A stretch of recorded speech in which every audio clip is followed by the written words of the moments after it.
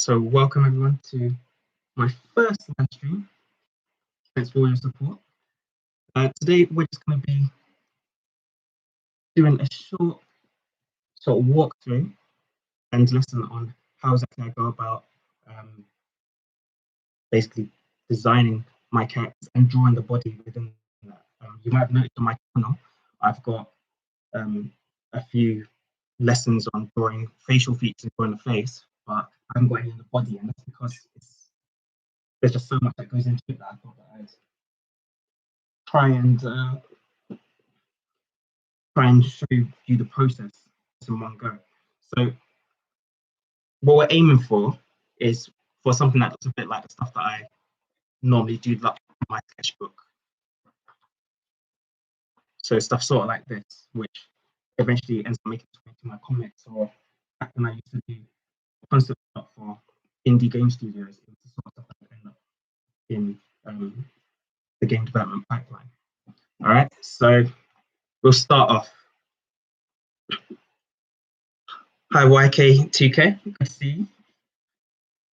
Hope you're doing well during this this lockdown. So, should we start with the girl or boy? I'll leave that to you guys. Are we going female or male for this first character that we're doing? Hopefully we'll have time to do it for you. Female or male?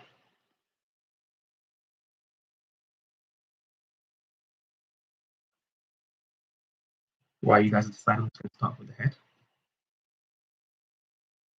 Nice ovaled ovoid shape for the head. Sorry, I come at a slight angle, so I'm just going to tilt that. There we go. It's nice and clear. So I'm getting female for everyone. Cool, that's fine. I'm going to do straight on for this first one. Keep it nice and simple. In fact, if it's female, so let's slim down the face just a little bit. Okay, I always start with the head. I find it simplest. And the reason for that is that we tend to base our proportions off of heads. So you might have heard of the 8-head rule, where you have 8 heads. A human body is typically 8 heads full when it comes to statues or paintings or drawings. In real life, it's close to 7.5, but we call the 8-head way of doing proportions the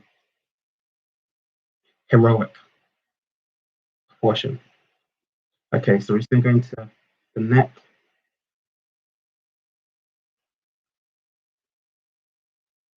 And the collarbone right there. Okay, I'm going to put on the clothes later on. For now, I'm going to get the general silhouette of the person. Okay, any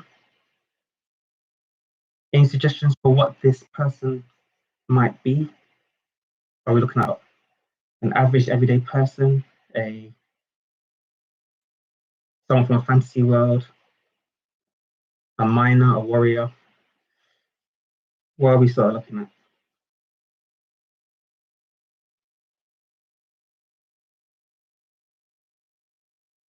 Any suggestions? Oh gosh, I'm not going to be able to fit the feet balance for this.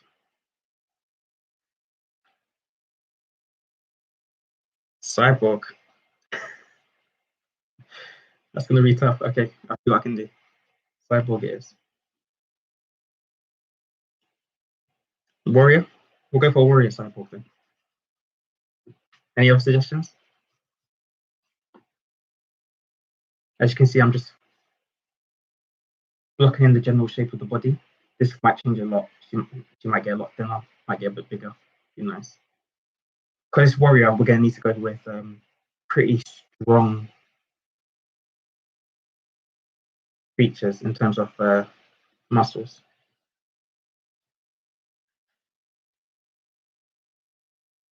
I think I might go a bit too wide on those shoulders. Maybe if I went too wide on the body, let's shrink the body slightly actually.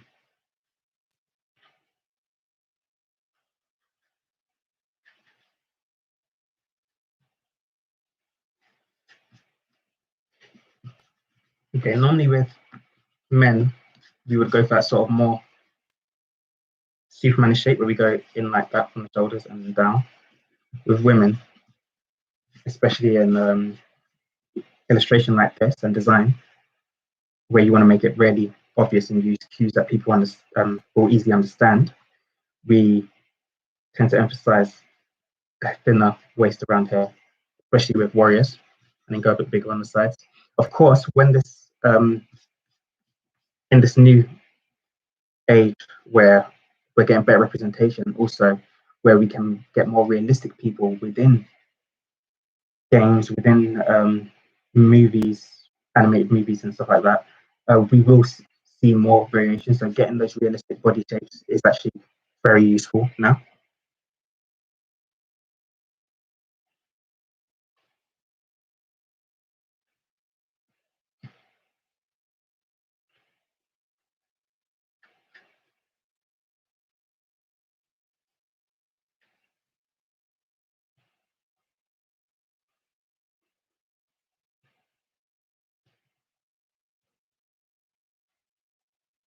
Okay. I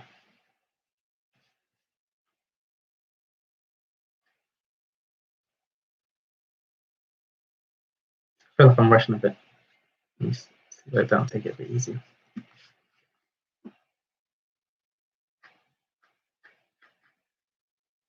Yeah, there we go. I always like to emphasize this muscle here in the forearm. It's a very major portion where the bicep connects and where that joint, that elbow joint is. Okay. So one thing that you always want to put in, and which actually looks quite different on people and very different from artist to artist, is the triceps and your biceps, especially with muscly people. You want to make those show.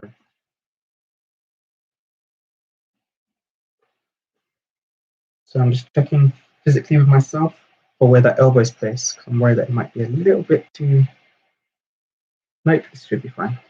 This schedule was a little bit too high at first. Okay, I'll finish with the hands later. Now let's just try and get in the general shape.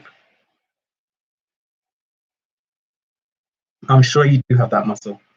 It's just hidden beneath your skin and your other outer layers. What we do in the art industry, in all art industries to be honest, is we over exaggerate stuff. We use our artistic license to make sure that you're clear of what things are. You're clear that someone's strong. You're clear that someone, back in the older paintings, clear that someone is wealthy or attractive. Back then, they would overemphasize how much weight someone had, especially with women. So they'd have rows of flab,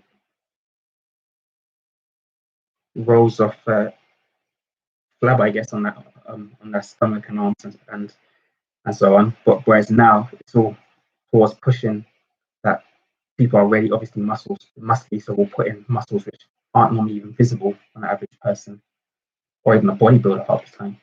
So that's why I make sure to put that in. All right. So we got that general shape. I'm going to leave the bottom half for today. Oops, we're tilting slightly. Just go back that way and shift the light. Okay. So now let's go about getting in some of these design parts. Cyborg. So we're looking futuristic. So we're looking for really clean shapes, nothing too frilly. And because the cyborg, we're also looking at some mechanical parts as well. So let's start with the face first. I'm going to keep in the eyes, halfway down the head.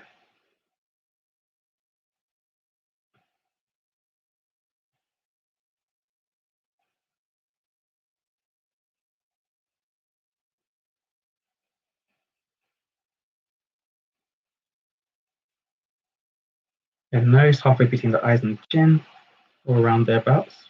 Keeping it very simple at the moment. And then mouth halfway between the nose and the chin. Super simple. We're not going realistic for this one. I'm not using my usual mechanical pencil that I tend to use when designing. So I might have to sharpen every now and then. Apologies if you do hear the noise of the sharpener. Okay, there we go. We're missing airs, so we'll, in fact, it's a Cyborg, doesn't even need airs. Let's put some interesting air pieces on here.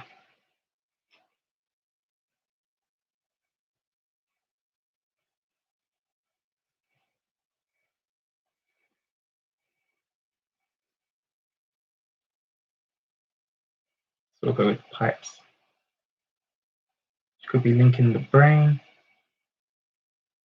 to a battery pack or something like that on the back, or a processing unit.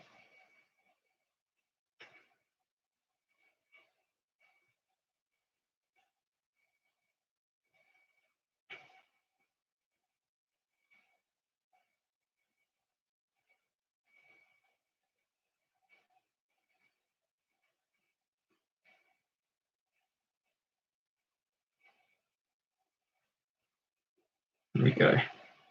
Does she need eyebrows? Nope, let's not give her eyebrows. For now, instead, let's try and see if we can put some sort of head unit on.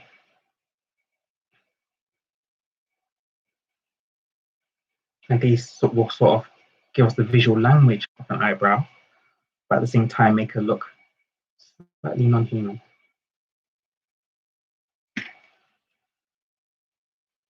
It's always a weird thing when you go for cyborgs, how much of the humanity do you keep in them?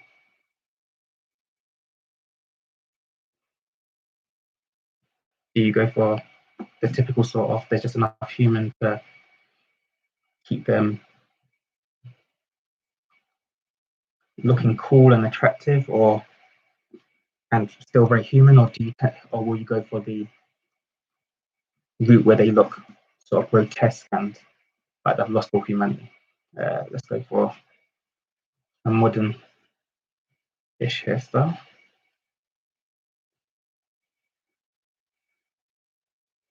I've got proportion problems here with the head. I think it's the angle that I'm at. I need to extend it upwards slightly. And I went halfway for the eyes, it looks like it wasn't quite halfway. Because the angle that I'm at. Let's go higher.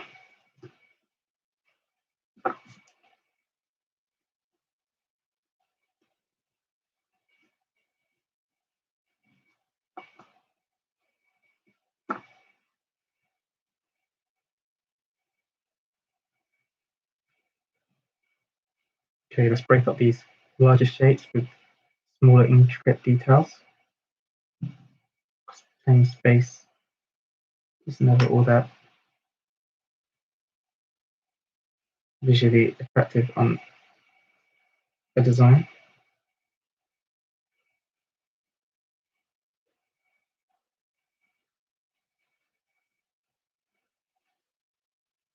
All right, start to make progress. Good.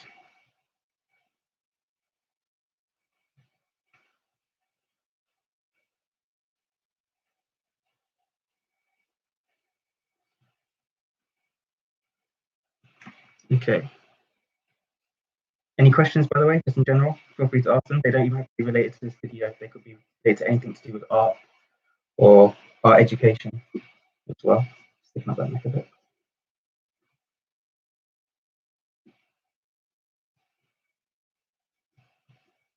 That's like putting that under neck shadow on the throat, like so.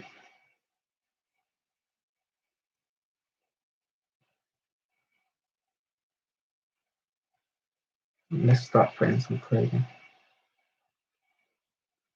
And as a cyborg, I think that she should be missing some part of her as well.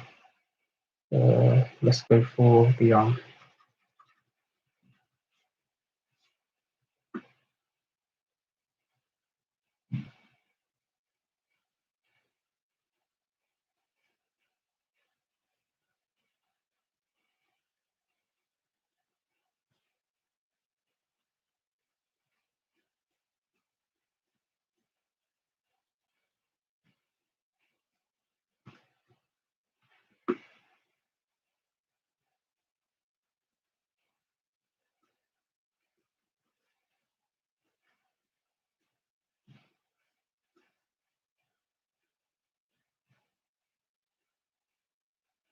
Actually, let's group that up. We're going to groupings. Muscles tend to come in strands, so it makes sense that this won't just be one individual muscle, especially considering that's the bicep too.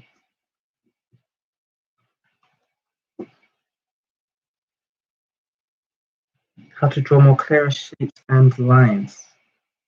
It comes with practice. What do you exactly mean by clearer shapes and lines?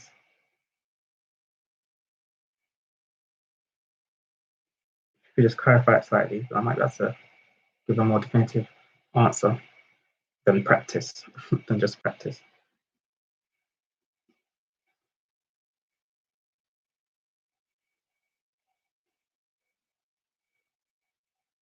Get a piece of tricep in there.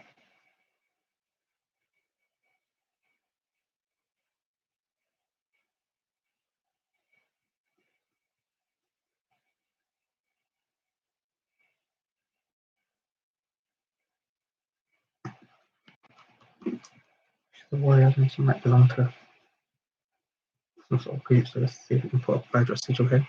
More defined, for example, human body parts. Then honestly, it is practice. You need to start drawing or referencing anatomy, especially when you draw. Like right now, I'm doing it off the top of my head, but it's after having spent a lot of time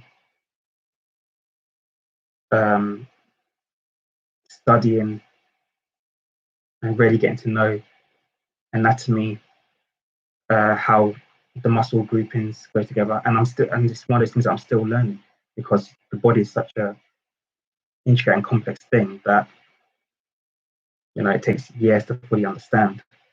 And so it's the only way you're gonna fully understand how all these work is literally by studying, just as you would any normal subject. So get that anatomy book out, get those resources, find those reference images, and just use those to draw from and to understand. There's a lot of really good resources out there online, in the libraries, in stores, and they're free. A lot of free. I mean, for mine personally, I of course used my mum and my brother both worked for the NHS or still do.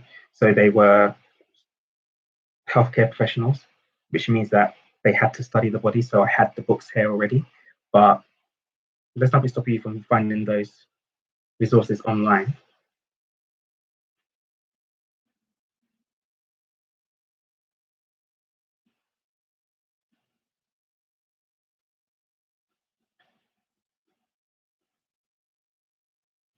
Are there any of you that want to go on to have a job in the art industries, whether it be as a designer, as a fine artist, or even as a teacher like myself?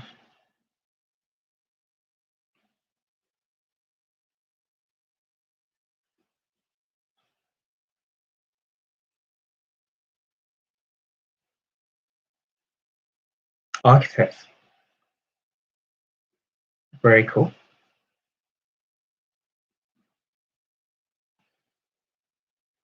When it comes to architecture, because I actually used to want to be an architect back when I was 17, but upon getting a better understanding of what they actually do, I decided not to.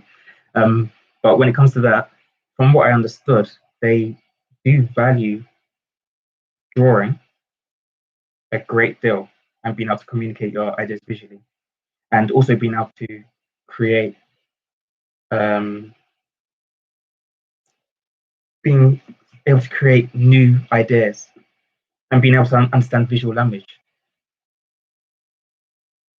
I think visual literacy and the importance of a visual library is very, very underrated, and many people don't, many students anyway, don't always see the need for it until it's too late.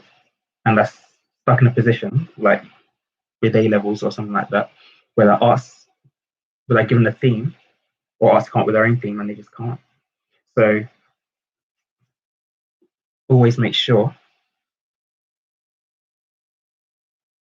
that you're building on that visual library, that you properly understand what the task you're being asked to do actually involves, or the job that you want to go into, what that involves. Because it's not just simple job of designing buildings, it's designing spaces which people exist within and they have to respond to their environment and so on. Why is it exactly that you want to become an architect? Hater XYZ.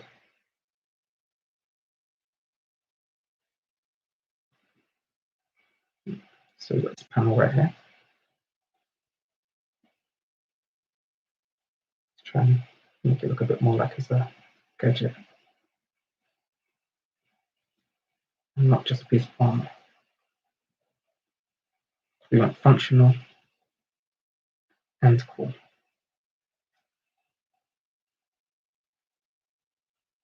Maybe we should shrink down this bit. Your love for geometry. That's actually a very, very good reason to become an architect. Do you think that geometric shapes, because they are very in at the moment, after all, we're in a very functional modernist period at the moment where everything's very sharp. If you look at the buildings going up, or around London anyway, and from what I've seen from a lot of other countries, everything looks very, very geometric. And you're interested in the people as well. Yeah, that's good. That's one thing that can sometimes be difficult for artists, thinking not just of themselves and their vision, but of the people who actually are receiving the on the receiving end of what they're creating. So, are you interested in green architecture then?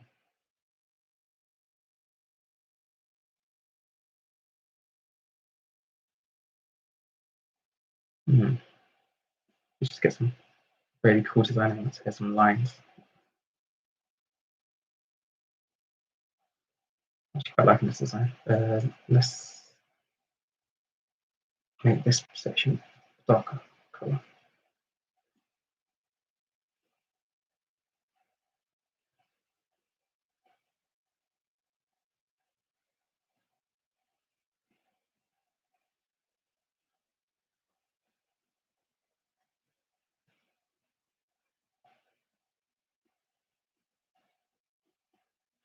All right, now look here. You see this? We've got an issue here. The neck doesn't match the actual overall proportion of the body is too thin. For someone that's sort of this strong in the arm department and has a head that size, that neck would not hold. It just doesn't work. It doesn't work. So we need to thicken that up a bit. I remember Shambi 9877 mentioned earlier about muscle and broader shoulders. Yeah, it comes with it. It should come with a broader neck as well. So we'll just get that in there. Good. All right, which means I might actually have to modify that. Right, yeah, like that. And there we go.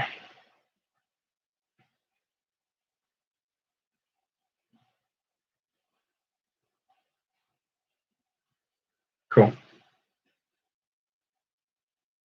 Just make sure that's clear that that is shaped like that. And it's not curved navel or flat. Got a light bit of shape on one side.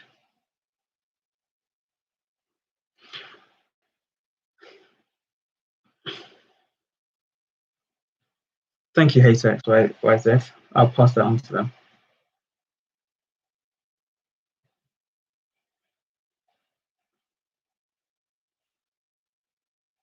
But even so, every job is valuable.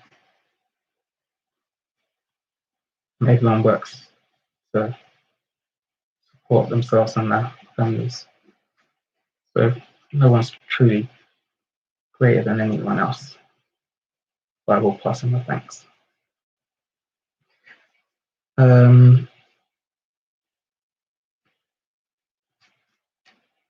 Let's see what we can do around here. How heavily armored are we going to make her? Let's really armor her up.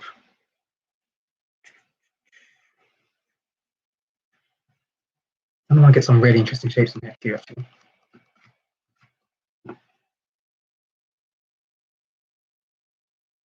With design, you want to keep the same sort of visual language throughout. So I've got this circle thing going here, and I've got this sort of angular bit here, which goes well with that. And we've got these lines here, which go well with this. So we want to keep that sort of flowing throughout.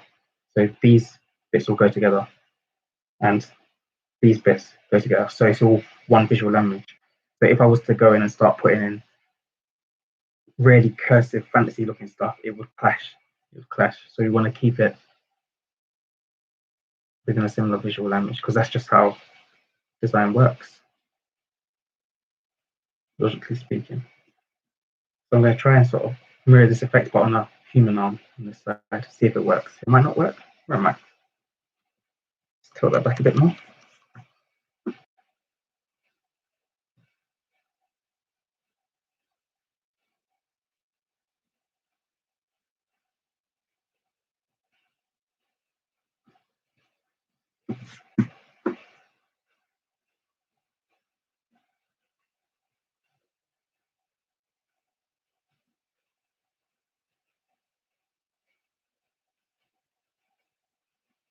Taking it out.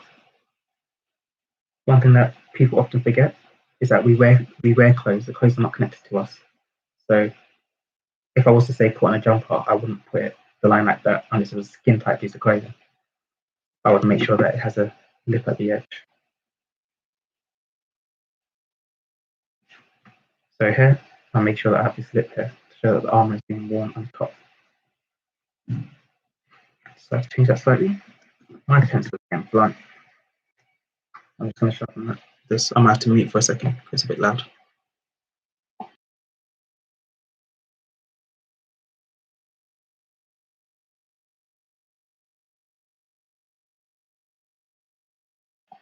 There we go.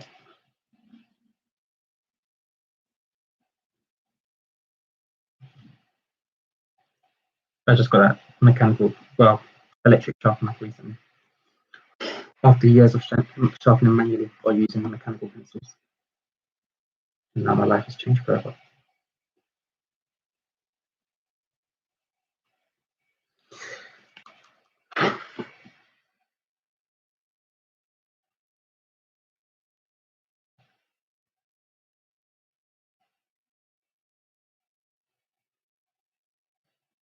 There we go. I don't remember what I said about visual language being the same throughout, so I'm going to get those lines in again.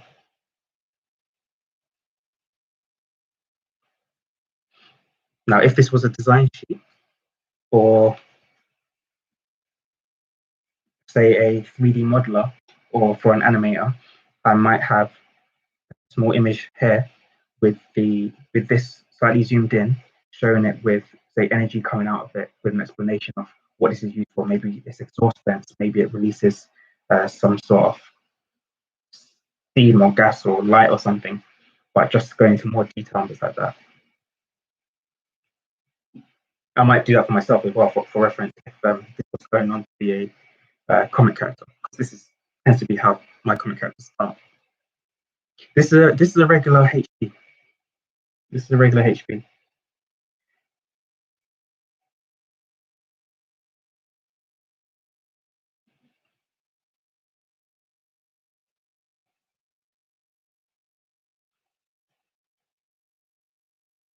Ah, so you were sent here. Well, hopefully you'll enjoy it. I'll try my best to keep it either entertaining or informative. Probably more informative. I'm not that funny.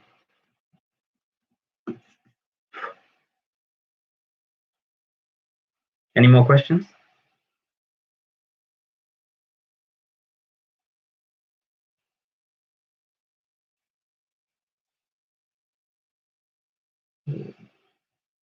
to get there, otherwise I wouldn't be able to bend. Remember function, guys. Things can look cool, but they need to actually function.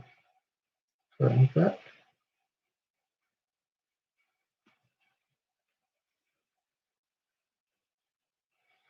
All right. So now we're getting a little bit. Oh, these preps really need some.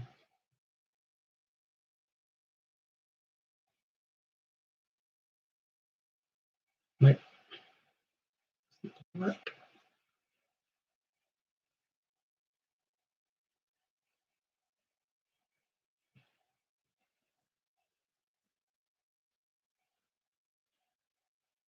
How to shape properly. I have a video on that. On Tone. If you look in the quarantine art lessons, you'll find that. There's a few ways in which you can achieve darker tones. I'll summarize them here. But I do suggest that you check out that video for a more detailed explanation. But on metal, you have to study the material. It's all with metal. It depends on the condition of the metal and what color you're working with too of metal. But typically speaking, if you're working with shiny metal like armor, so I'll do an example just here actually. It's all about really sharp dark to light and reflections. So say for example, I'm not using reference here, so it won't look amazing, but I would keep the white of the paper and show a reflection of say someone opposite her or a building or something like that. I would just go like that. It's got a whole lot darker. See if I can bring a bit more light in.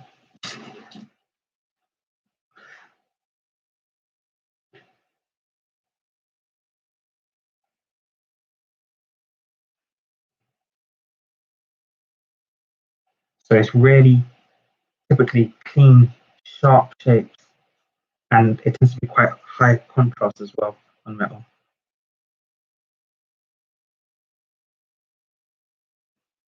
In fact, I'm going to go into a 4B just to emphasize this. But the best way to understand materials, you got to do studies. You have to sit there and literally. I remember one artist, she was professional, but even though she was professional, she would still spend time every few days. She would just get draw a bunch of circles, and she would turn each into a sphere of a different material. So one into a gemstone, one into a one into a gemstone, one into gold, one into rusted iron, and she would just do studies like that. And it was also that she could apply into her work later on. Practice is the key. It really is.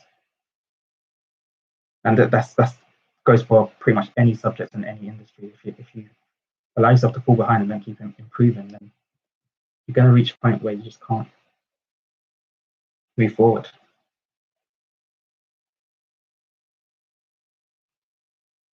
Okay, does that answer your question, Hater XYZ?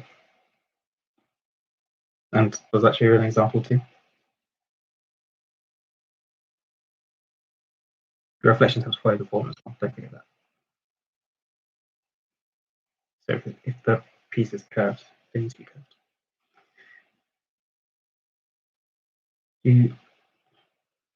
Good. I did answer it. Okay, let's keep going.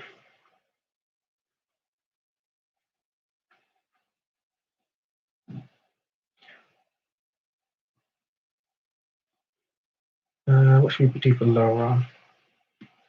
Still really neat corner under.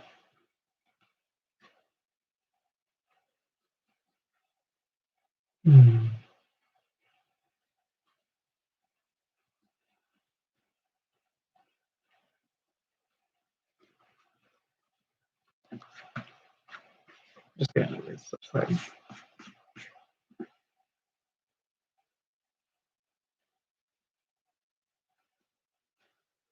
Okay, 508. I'm going to try and keep going for about 10 more minutes just to get this to a stage which I'm happy with. And then we'll finish up. So in this, once again, thinking of this imagery. I'm going to try and get it in here. And think of this sort of imagery. I'm going to try and get this up here.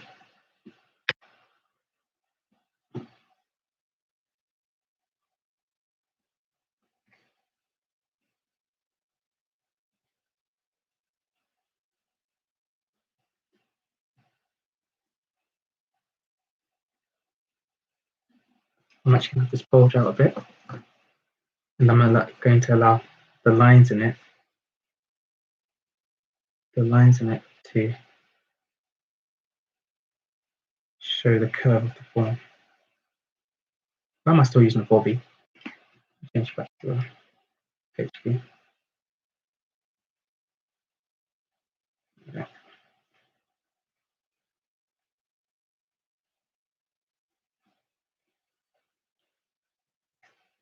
We'll leave it there. We won't do the hand select. I'll just do a view of that.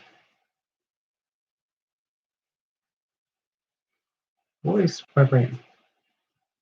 Shut off my phone silent. Never mind.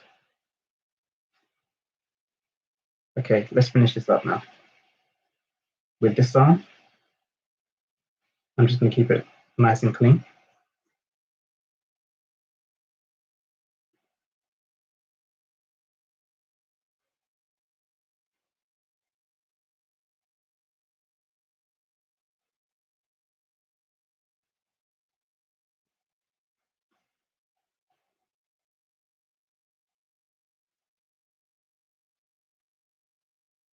Okay, two pieces of the machinery fits together. And once again, not going to hands today, so we'll leave those for now. And then here, we'll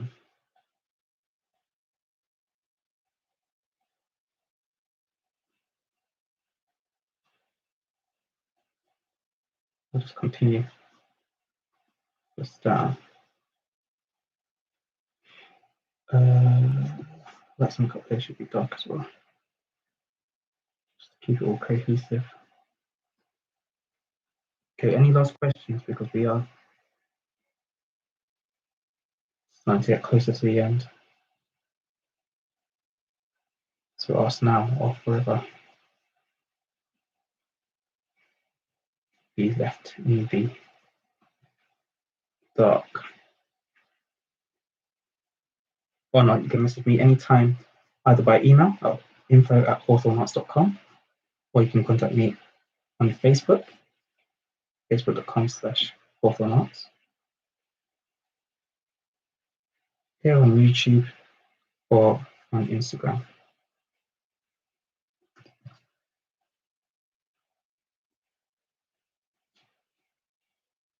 And I will answer as quickly as I can, usually within about 12 hours.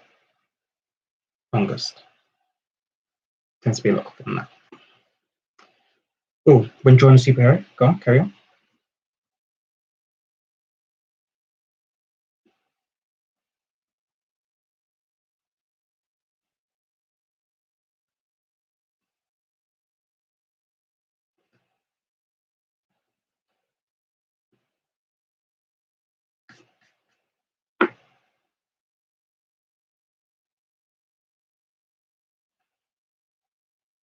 Do you need to shade in properly or 2D shading style? Depends on what you're drawing the superhero for. If you're drawing it for, say, Marvel, they have a very, very specific style in most cases, Marvel and DC. And to be honest, even that, it is starting to change a lot more. So it's not even one size fits all for that either. So really what I would say is learn a variety of different styles of shading and show that you can do the superheroes in all those different styles and you'll be fine. There is no one size fits all. I mean, in the independent comic industry, which is on the rise, which is part of what I'm part of, my own comics, we do whatever style we want. I've seen superheroes done with no shade, and I've seen ones done hyper realistically, where each comic page looks like a painting. So it's really up to you. But if you want to work for Marvel and DC and work on Superman, Batman, stuff like that, then study those artists and the different types of shading used there, because there literally is no one rule.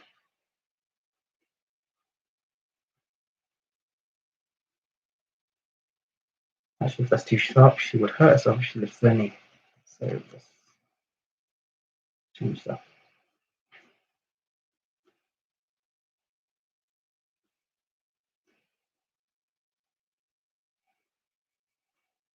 Okay.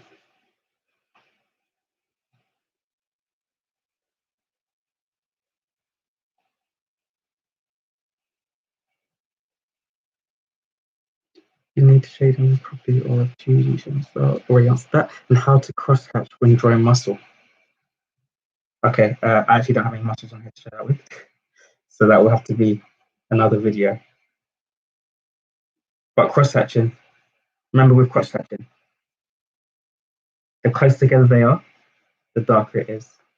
The further apart they are, and the lighter you press, the lighter it is. That's all it is. So you just gotta mess around with that. I know with shading in comics in the traditional way, it tends to be that they'll do a dark, solid black bits with the ink, and then they'll slowly cross hatch as they come out until they get to lighter parts. And can I show an example? That's the closest you're going to get in this piece, unfortunately, because the time is almost up. I would have loved to have stayed longer, but I'm actually currently running late for an impromptu meeting that I only found out about yesterday. So I'm going to cut it short.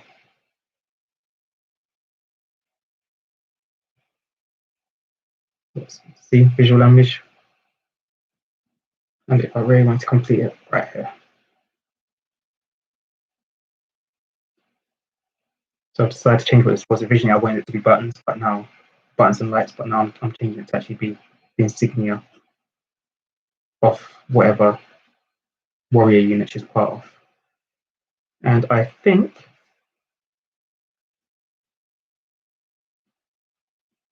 we will leave it there. I will answer this last question. What artwork do I prefer, Marvel or DC? And the question is neither. Reason being is a lot of the artists that work on Marvel also work for DC. So it's freelance. They work for whoever's paying them at the time. All right. So there's no distinct, there's no distinct style for either. It also depends on which characters they're doing. So for really dark characters or very dark art for a character, so say for example, the Black Panther, the Black Panther series from recent times, from about 2015, the Ta-Nehisi Coates one, that was very, very dark. It had a lot of pure black, and it's because it was a really, really dark time in the Black Panther's history. That story was a really, really dark thing. His country was um, whereas if you go to Marvel again and you look at a different superhero like Miss Marvel, look how bright and like that is, because she's a bright and scary superhero. So it all depends on what you're working on and who's working on it and who the superhero is and the tone that they want for it. So it varies. Hopefully that sort of answers your question, even though I didn't really answer it. But thank you for coming, everyone. Thanks for supporting this first live stream. Please feel free to subscribe if you haven't already and share with your friends. I will upload this tomorrow or immediately. I'm not sure exactly how the uploading works afterwards. So you can watch it again if you want. And of course, if you are going to be watching it, you might want to just speed it up so you can watch it at 2 times the speed so that you can get through it a bit faster because you've heard me speaking. So that's all. Thank you again. Hopefully we can do this another time very soon, hopefully. And goodbye. Thank you very much, Shambi. Thank you. And you're awesome for supporting me. Thank you for that. All right, see you, everyone.